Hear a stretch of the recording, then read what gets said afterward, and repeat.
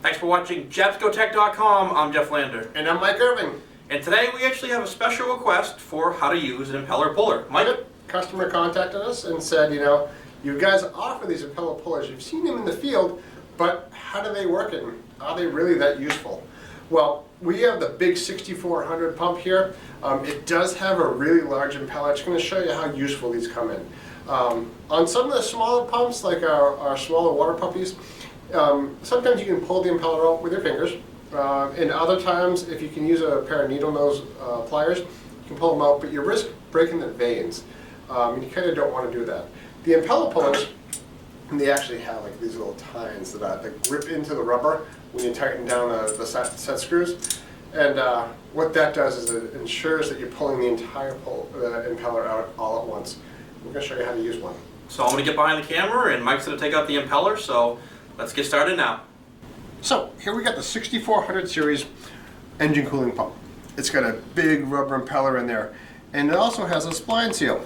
So before we pull out this impeller, pop out that spline seal, expose the end of that shaft.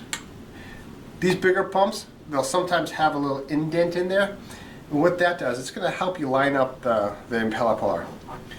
So what we'll do is we'll slide this in as far as you can go.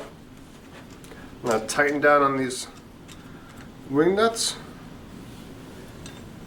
Before we completely tighten those down, let's line up the rod.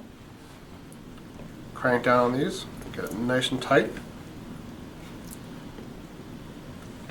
This way it bites into that rubber. And then just start cranking it out. These tools are great, especially when it comes to impellers that are stuck on shafts. What this does is it puts an enormous amount of pressure and just slides that impeller right out.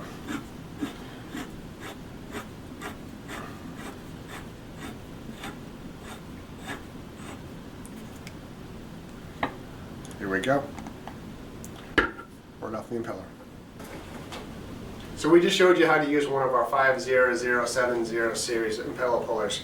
It's a pretty nice thing to have in your toolbox. And it's one of those tools where you're sure glad to have it when you need it. It's pretty straightforward. Make sure you're cranked down on the two wing nuts on either side so that these little tines grip into the rubber. And then crank down on the T-handle, and it's going to slowly slide that impeller off the shaft.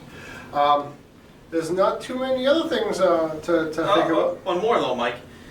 The one real important thing to get out of this is you really want to use an impeller puller, because a lot of people, when they try to remove impellers, try to get in there and jimmy it with a screwdriver. I'm telling you, don't do that. What that will do is that could damage the pump body and end up, if you burn the pump body, that could damage the impellers, and then you'll start breaking off vanes. At the end of the video, we'll have a picture that will have the 3 impeller pullers available, and that should cover most, if not all of your impeller needs. Yeah.